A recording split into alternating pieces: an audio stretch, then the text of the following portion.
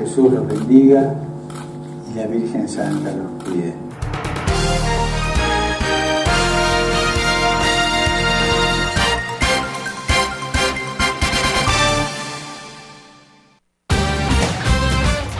El portal informativo de Fundación para la Promoción del Altruismo, institución de asistencia privada, presenta El lado humano del periodismo, un servicio de anunciación, comunicación altruista, compromiso y servicio. Hola, ¿qué tal? ¿Cómo están todos ustedes? Me da mucho gusto saludarles. Esto es Anunciación TV y vamos a tener una conversación vía telefónica con el licenciado Víctor García Lizama, abogado, experto en la Ley de Asociaciones Religiosas y Culto Público. En 1992 fue cuando se restablecieron las relaciones entre México y el Vaticano. Don Víctor García Lizama, ¿cómo estás? Muy buenas tardes. Hola, Tere, buenas tardes. Te saludo a ti y a toda la audiencia de Anunciación de Somos Hermanos. Me da mucho gusto saludarte y qué mejor que seas tú el que nos explique cómo ha sido la relación de México con el Vaticano desde tiempos antiguos, las leyes de reforma, etcétera, hasta el punto de llegar a 1992. Gracias también a tu participación porque fuiste el jurista que encabezó al equipo para escribir la ley. Te escuchamos con un poco de historia y luego llegar a 1992 y seguir platicando. Bueno, la relación de la Iglesia y del Estado mexicano ha tenido sus altibajos, como pues todas las relaciones. Pareciera como si fuera una relación matrimonial, donde a veces están a partir de un piñón y de repente tienen sus diferencias graves.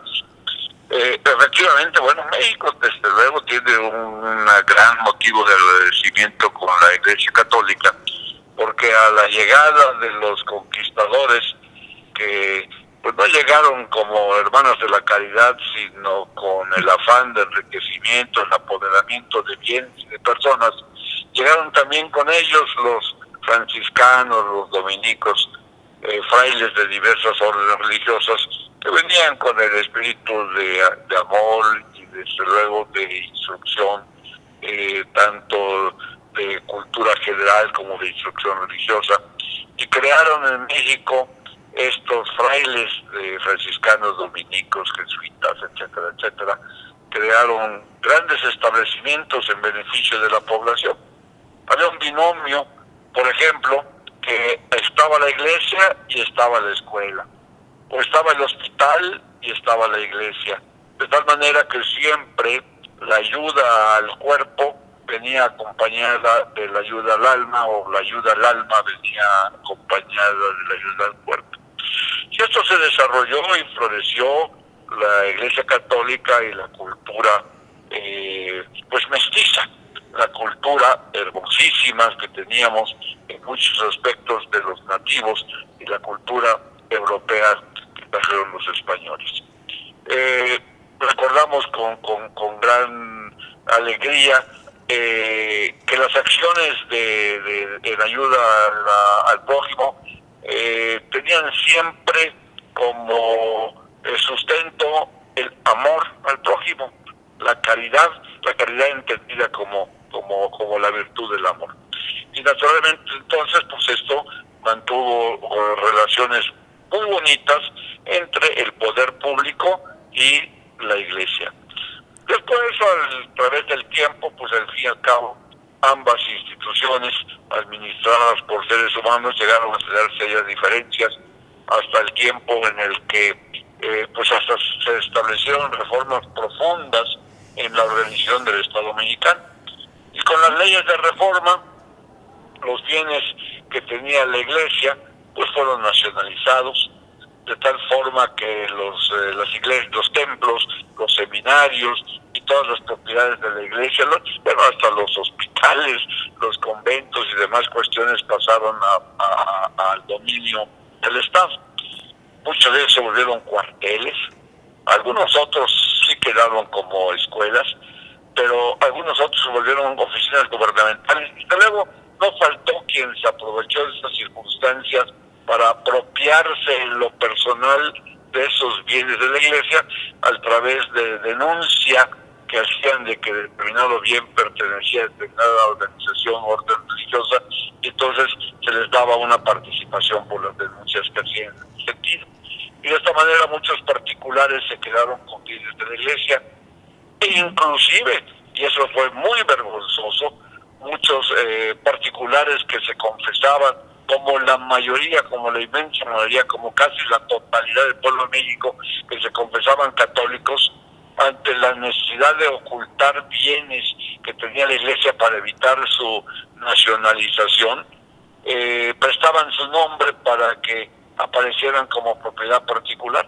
Y muchas de estas personas, más los católicos, más los cristianos, pues a través de la sucesión, de la herencia en segunda y tercera generación, resultaba con que los nietos y bisnietos pues habían sabido que siempre esas propiedades eran de su abuelo, de su bisabuelo, cuando en realidad ellos solamente estaban prestando el nombre, pero ellos reclamaban la propiedad hereditaria de estos bienes. Causó desde luego mucho daño, mucho malestar, mucha inconformidad, y más adelante después tuvimos inclusive el conflicto religioso, que todavía algunas personas que aún viven lo recuerdan, y si no los hijos de aquellas personas. Precisamente hay una edición que se llaman Los Cristeros sin Rifle, muy interesante, que la recomiendo mucho, donde un cristero, de los que no fueron al combate, sino que un poco dirigían desde la ciudad este conflicto armado, narra para sus hijos muchos episodios de este conflicto religioso.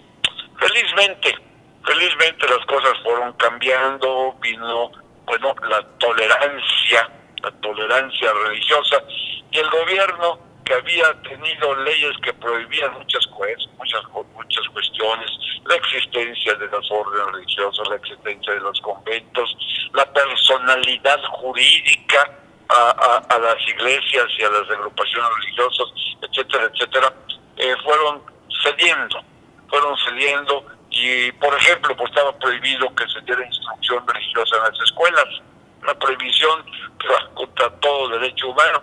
Pues bien, se hacían de la vista gorda. Pero en ese tiempo también había, al ir cediendo, había una intención debajo del agua, que era crear la Iglesia Católica Mexicana como un cisma de la Iglesia Católica de Roma. Pues esa fue una estupidez, valga la expresión tan castiza, fue una estupidez cuando se creó en el tiempo de General Calles la llamada Iglesia Mexicana, que fue un sacerdote cismático quien se convirtió en obispo y que comenzó a ordenar sacerdotes de su Iglesia Católica Mexicana. Pero esto no trascendió, no tuvo mayor importancia. El hecho de que el gobierno fue cediendo fue porque se dio cuenta de que el pueblo mexicano era un pueblo católico, un pueblo cristiano, y que no le podía prohibir beber el agua que es vital, y que consistía precisamente en toda la religiosidad de nuestro pueblo. Era el agua pura que los mantenía a la población dentro del orden, dentro del bien, que se había perdido y que estaba causando grandísimos daños a la sociedad. El propio Estado se dio cuenta que un pueblo sin religión es un pueblo que no puede desarrollarse, que no puede progresar. Y se dio cuenta de que eran las órdenes religiosas, tanto de mujeres como de varones, los que estaban contribuyendo a la educación, como no lo podía hacer ni siquiera el gobierno con todos los recursos económicos con los que pudiera contar. Entonces, por conveniencia al gobierno, permitió, haciéndose la vista gorda, término coloquial, que fructificasen las órdenes religiosas, los conventos, las escuelas, los hospitales, donde mujeres y hombres prestaban sus servicios con un espíritu absolutamente católico o cristiano, ¿no? Felizmente, pues, las cosas fueron avanzando.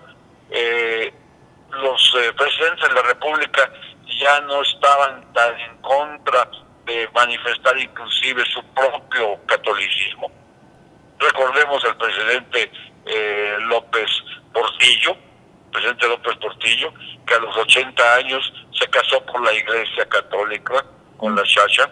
Recordemos que fue precisamente este presidente el primero que recibió al Papa, a su santidad Juan Pablo II, siendo papa, lo recibió en el propio aeropuerto, y después le dijo, ahí lo deja usted con sus fieles, con sus seguidores, pero lo llevó a Los Pinos.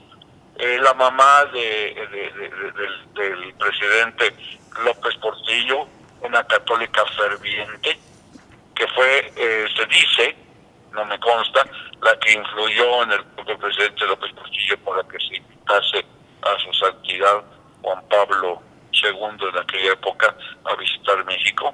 Y después, bueno, tuvimos al presidente Miguel de la Madrid, que nunca negó su religiosidad, su propia esposa, Paloma, su familia.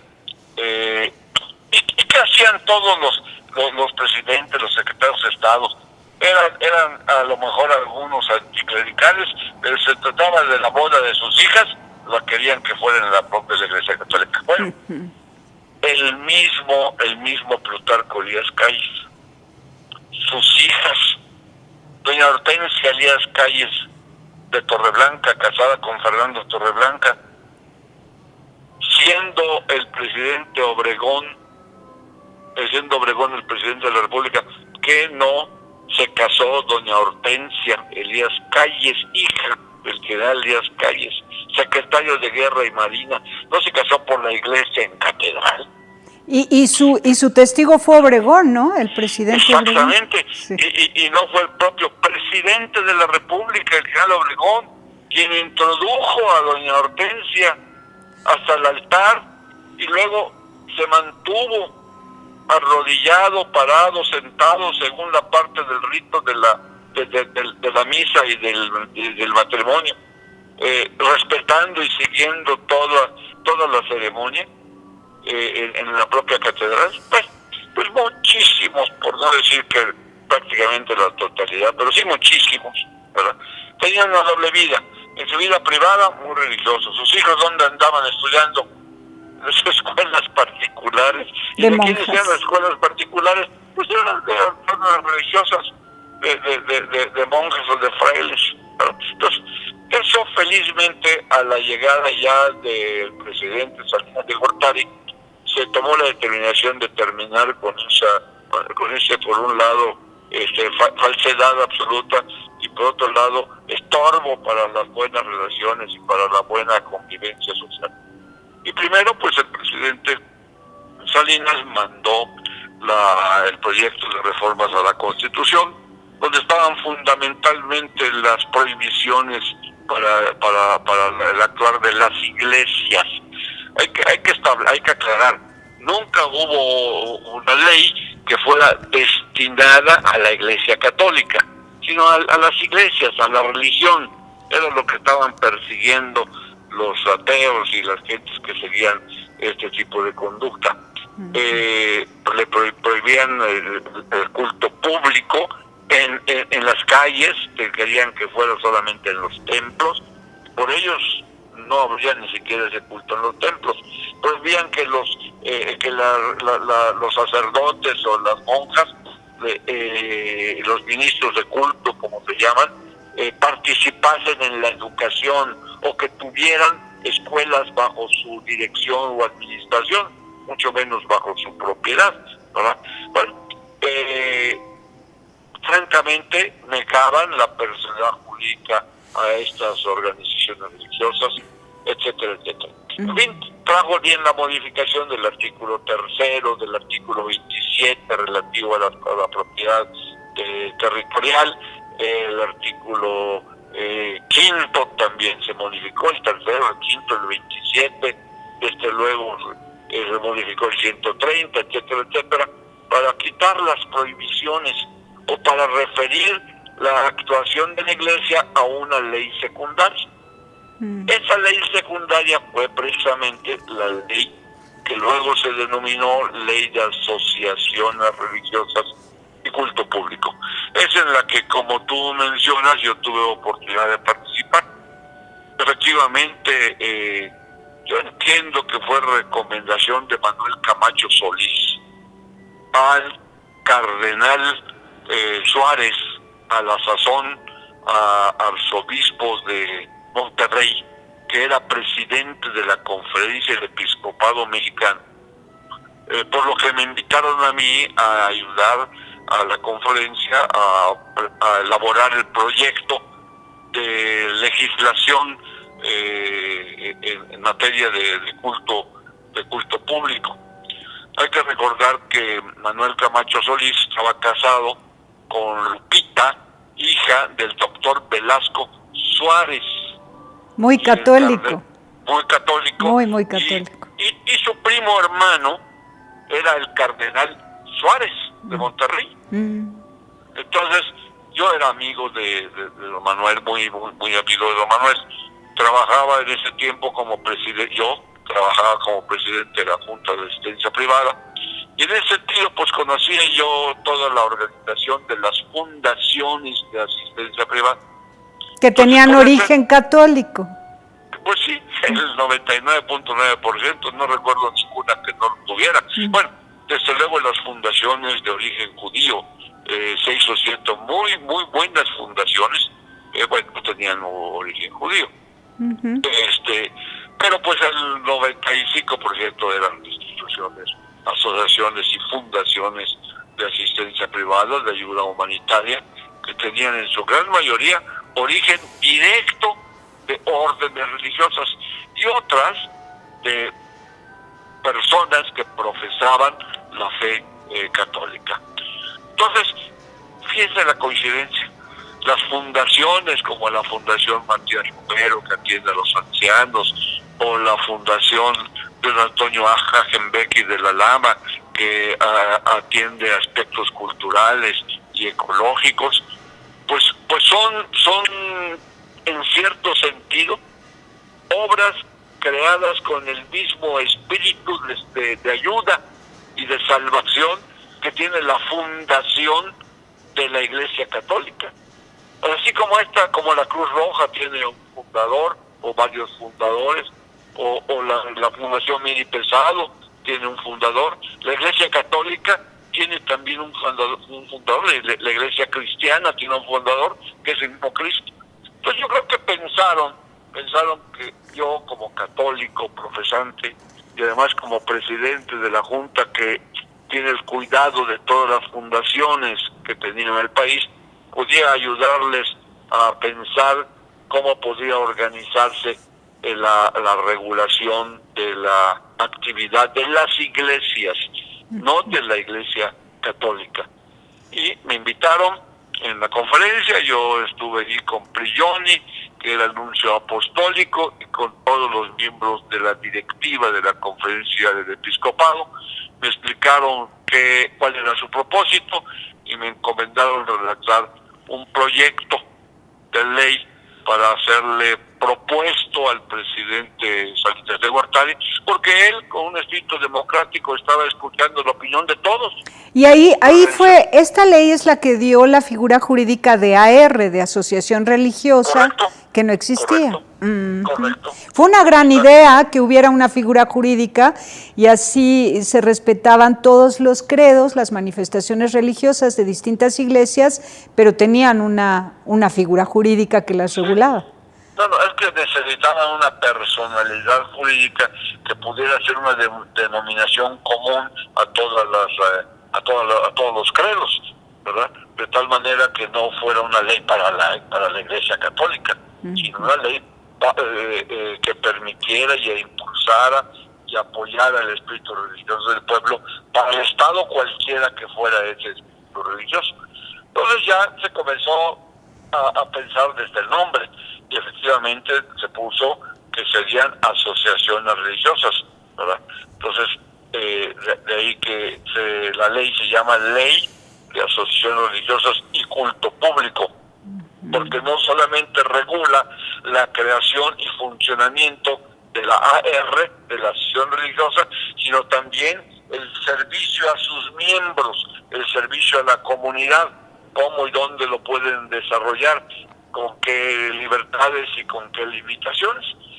Entonces, bueno, desde luego que ya al darle un nombre, estaba dando un reconocimiento a su existencia, y ahí es donde se reconoce en apoyo a lo establecido previamente con la reforma constitucional, la existencia de estas asociaciones religiosas y los derechos y deberes de las asociaciones religiosas, y entre ellos el derecho de propiedad. Y si mediante la ley de nacionalización de los bienes de la Iglesia habían pasado esos bienes al Estado, ya mediante esta nueva ley se reconocía que las asociaciones religiosas podían tener bienes destinados de manera directa al servicio para el cual se había establecido la asociación religiosa. Entonces esto se comparece con las otras fundaciones de espíritu laico o cívico. Las fundaciones de asistencia privada tienen personalidad jurídica, tienen patrimonio propio, tienen regulación respecto a cómo se crean, cómo funcionan, cómo se organizan. Entonces, bueno, pues a imagen y semejanza de este tipo de organizaciones altruistas, pues se reguló también la religión más altruista de todas, y si el nombre pudiera caber, que es el de las organizaciones de tipo religioso, ¿verdad? Entonces, bueno, pues ya se autorizó para que las asociaciones religiosas pudieran dedicarse a la educación, lo que estaba terriblemente prohibido, que pudieran abrir sus templos, que pudieran ser dueños de sus templos. No se les devolvió los templos que fueron nacionalizados. Ahí hubo un cierto escrúpulo de parte de los legisladores de ir contra la ley que había primero expropiado y luego nacionalizado y expropiado los bienes de la Iglesia. Se quedaron en poder del Estado. Pero se estableció que las iglesias, las organizaciones religiosas que venían usando esos bienes, los seguirían usando. Después hubo otra reforma donde inclusive se estableció que cada asociación religiosa debía nombrar un representante para que diera a conocer los bienes que habían sido nacionalizados, que estaban ellos usando y que tenían que responsabilizarse para su uso y conservación adecuada. Es un gran problema que ahí hay que ver cómo se resuelve, porque existen muchísimas iglesias templos que las asociaciones religiosas que los tienen pues no los pueden mantener, no los pueden reparar, sí, no los pueden conservar como se debe, y que son realmente monumentos coloniales hermosísimos, y donde realmente el Estado debería destinar partidas muy importantes para que de común acuerdo Iglesia y Estado vigilen la aplicación de ese patrimonio para la recuperación total de todas esas obras de arte bellísimo y que es cultura para nuestro pueblo, ¿no? Sí, son patrimonio cultural de la nación y ya es responsabilidad del Instituto Nacional de Antropología e Historia el mantenerlos vivos y bien rehabilitados. Claro. Ahora, claro, aunque lo estén usando las organizaciones religiosas, tienen que convenir. Y de hecho, por recursos muy limitados, algo hacen al respecto, Iglesia y Estado juntos. Ahora, a partir de que se aprueba en 1992 la Ley de Asociaciones Religiosas y Culto Público, ¿en qué momento se da el restablecimiento de relaciones internacionales entre Vaticano y México? Bueno, eso se hace también con el mismo presidente Salinas de Gortari, ¿no? Y esas relaciones se restablecieron como si nunca se hubieran perdido. Se nombra al primer embajador mexicano, que si mal no recuerdo fue Olivares Santana, que había sido secretario de Gobernación, ¿verdad? Y que era un liberal muy reconocido por los liberales y muy reconocidos por el mundo político. Y por parte de la Iglesia Católica, bueno, pues primero se mantiene al Nuncio Prigioni, que había estado como delegado apostólico, porque no había relaciones, no podía llamarse nuncio, llamaba delegado apostólico, que había estado yo creo que por 13, 14 o 15 años, ¿verdad? Y que prácticamente con su intervención se había nombrado al 50% de los obispos que teníamos en aquella época, ¿no? Entonces ellos fueron los primeros embajadores, ¿verdad?, de la Iglesia Católica y del gobierno mexicano. Después ya vinieron otros, entiendo que el mismo Díaz Ordaz fue embajador, un nuncio extraordinario con el cual yo tuve una relación muy cercana, fue don Justo Muyor. ¿Él fue el primero ya que se restablecieron las relaciones entre México y Vaticano? No, el primero fue Olivares Santana. Después ya vino, y de parte del Vaticano fue Prigioni, el propio Prigioni, que cambió su denominación de delegado apostólico a nuncio. Ya como nuncio, el término nuncio es el nombre que reciben los embajadores que proceden del Estado del Vaticano. Entonces él fue el primero. Después ya vino Prigioni, desgraciadamente estuvo poco tiempo por determinadas circunstancias, y lo reclamó nuevamente Roma, y se lo llevaron de presidente de la academia donde se forman a todos los embajadores del Estado del Vaticano. Entonces él, que era un hombre muy inteligente, muy serio, formal, piadoso, conocedor profundo del cristianismo y de las normas de la Iglesia Católica, y habiendo sido él un nuncio en muchos otros lugares con una gran experiencia en esta materia, pues lo llevaron a que enseñe a los aspirantes a ser nuncios y miembros del Servicio Exterior del Vaticano, a que los enseñe a cómo se maneja estas cuestiones. ¿Te refieres a Prigioni? ¿Te refieres a Nuncio? O a Justo Muyor. A Justo Muyor, Justo Muyor vino a sustituir a Prigioni, estuvo poco tiempo, por lo menos a mí se me hizo muy poco tiempo, a lo mejor estuvo 2 años, no lo preciso, pero sí se me hizo que estuvo muy poco tiempo, y se lo llevaron de nuevo a Roma para que fuera el presidente de la Academia Apostólica, en la que se enseña la diplomacia a los que han de ser diplomáticos del Estado del Vaticano. Pero dejó en México un hermoso libro que dice Dios cree en el hombre, así se titula, hermosísimo el libro. Sí, ese es un libro que contiene sus discursos y sus homilías, dos conceptos distintos, aunque se parece en su forma de discurso y homilías, extraordinarias. La Conferencia del Episcopado Mexicano me dio la oportunidad de financiar la edición de 3,000 ejemplares de estos discursos y homilías, que se distribuyeron ampliamente y que son realmente un tesoro. Muy bien. ¿Y qué podemos rescatar? ¿En qué momento estamos hoy a nivel relaciones, Iglesia-Estado? Bueno, después de la creación de la ley de asociaciones religiosas, han habido otras tres ocasiones en las que se han ido precisando algunas de las normas de la ley.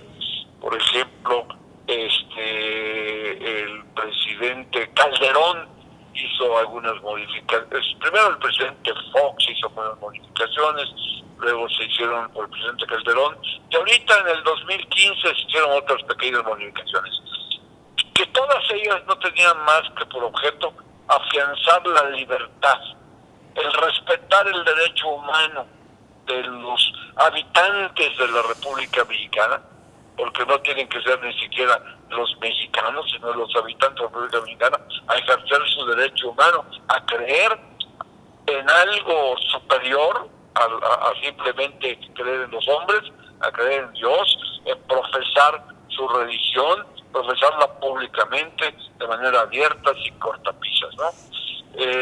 Ahorita estamos en un momento en el que las relaciones están en un alto nivel, en el que pues se espera que todo esto que se ha venido haciendo se consolide y que poco a poco, sin prisas pero sin pausas, se vaya llegando al punto en el que la reglamentación de las asociaciones religiosas tengan que ver solamente con la forma de constituirse, de registrarse, ¿verdad?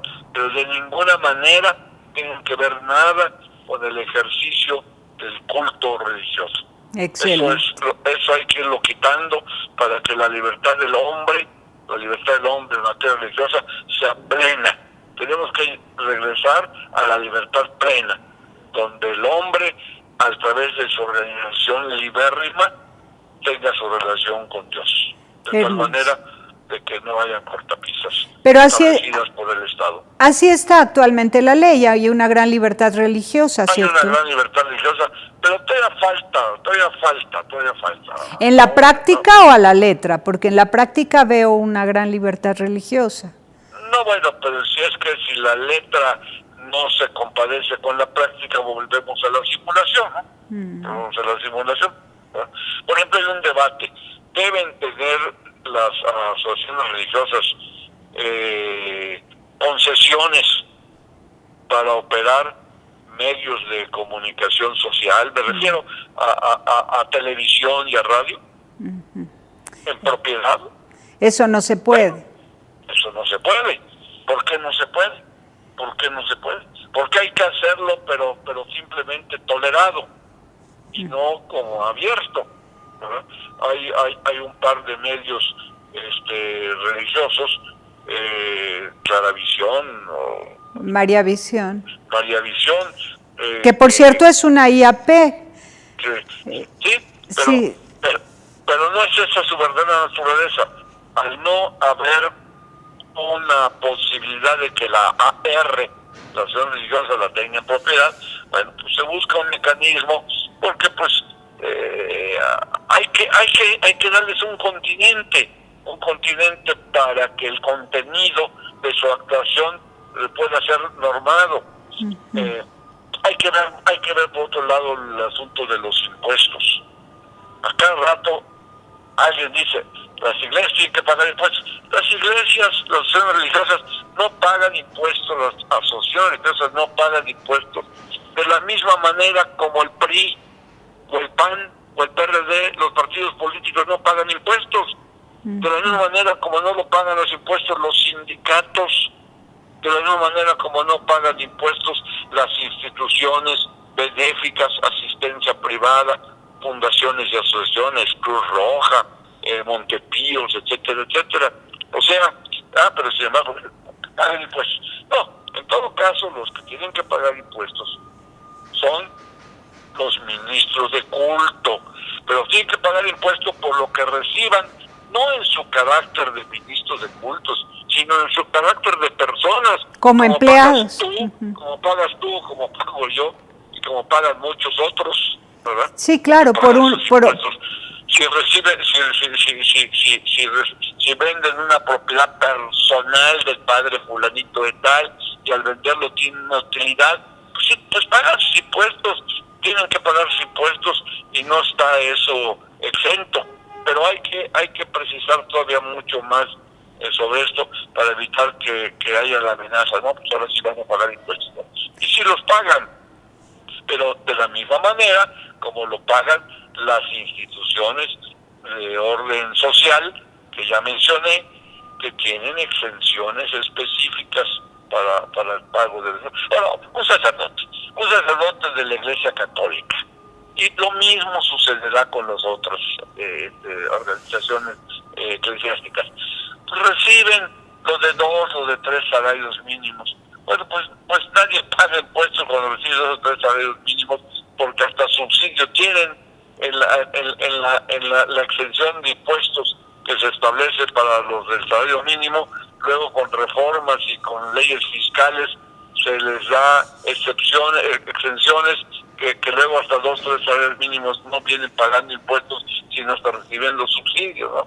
Entonces, esas cosas hay que precisarlas, hay que aclararlas, porque para evitar que cuando alguna persona manifiesta algo de tipo religioso, luego los quieren asustar como el Pentateuco. Sí, claro, hay personas que no han entendido que es justo que así como las asociaciones civiles e instituciones de asistencia privada tienen subsidios y no pagan, por ejemplo, el agua, el predial, tienen también el subsidio del impuesto sobre nómina.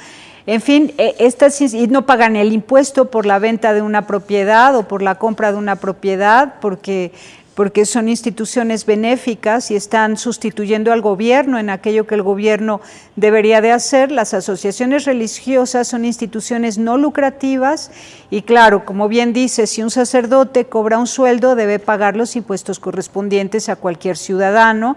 En tanto el sueldo que perciban alcance los mínimos establecidos, si es que alcanza a pagar. Si acaso alcanza, porque normalmente son sí. 2 o 3 salarios mínimos y no alcanza, pero si tuvieran una propiedad como la pueden tener los sacerdotes diocesanos, los religiosos no, de acuerdo con sus reglas, pero los diocesanos pueden trabajar, pueden hacer negocios, pueden tener propiedades, por todo eso tienen que pagar los impuestos correspondientes. Pero sí, no se debe mezclar las responsabilidades de una AR con las responsabilidades de un ciudadano. Ahora, la otra cosa es esto muy importante que dices, que la AR tendría que tener derecho a tener un medio de comunicación y la ley no ha avanzado en ese sentido, entonces esperamos que siga habiendo la fuerza social que proponga estas pequeñas modificaciones para que la ley se actualice a lo que es la realidad. Así es, pero en términos generales debemos decir, las relaciones Iglesia y Estado se encuentran en muy buen nivel, hay comprensión, hay ayuda mutua, respetándose la función de cada quien, pero hay otro asunto muy interesante, por ejemplo, en Alemania todas las iglesias están inscritas, pero ¿qué es lo que sucede? El ciudadano cuando paga su impuesto sobre la renta pone en su declaración a qué iglesia pertenece y en su declaración dice a qué iglesia, normalmente pondrá a la que pertenece, quiere que vaya un subsidio del impuesto que paga para ayudarla en sus gastos. Qué bonito. Entonces, es muy bueno porque entonces el Estado recauda los impuestos y destina por ley, no recuerdo si el 1 o el 2% del impuesto a apoyar a las iglesias. ¿Pero a cuáles iglesias? ¿A las que el Estado quiera? No, a las que el ciudadano contribuyente de impuestos diga en su declaración. Entonces, las iglesias no están en la quinta pregunta, ¿verdad? Lo que tienen que hacer es tener muchos fieles y fieles devotos que declaren su pertenencia y de esa manera el Estado destina el 1 o el 2% de los ingresos al apoyo de esas iglesias. Claro, eso da mayor transparencia a todos, ¿verdad? Así es buena idea. Bueno, pues don Víctor García Lizama, abogado experto en la ley de asociaciones religiosas y culto público, por haber sido quien encabezó el equipo para poder redactar esa ley y luego pues restablecer... Bueno, para presentar el proyecto, ahora sí, de la Iglesia Católica al Ejecutivo Federal. Después ya con otras muchas ideas de otras organizaciones, inclusive los liberales, ya se mandó una iniciativa y ahí finalmente los diputados fundamentalmente discutieron y fíjense, todos los partidos políticos, con excepción creo que del PT, que me perdone el PT si no fue él, todos los partidos políticos unánimemente apoyaron la aprobación de la ley de asociaciones religiosas y culto público. Qué bien, justo y necesario. Pues muchísimas gracias y un abrazo muy fuerte. Mucho gusto, muchas gracias. Gracias, hasta la próxima. Gracias, adiós. Pásela bien haciendo el bien, hasta la próxima. Sí hay soluciones. Aquí, en el portal informativo de Fundación para la Promoción del Altruismo, Institución de Asistencia Privada. El lado humano del periodismo. Un servicio de anunciación, comunicación altruista. Participa en Facebook, Todo México Somos Hermanos, y síguenos en Twitter, @somos_hermanos.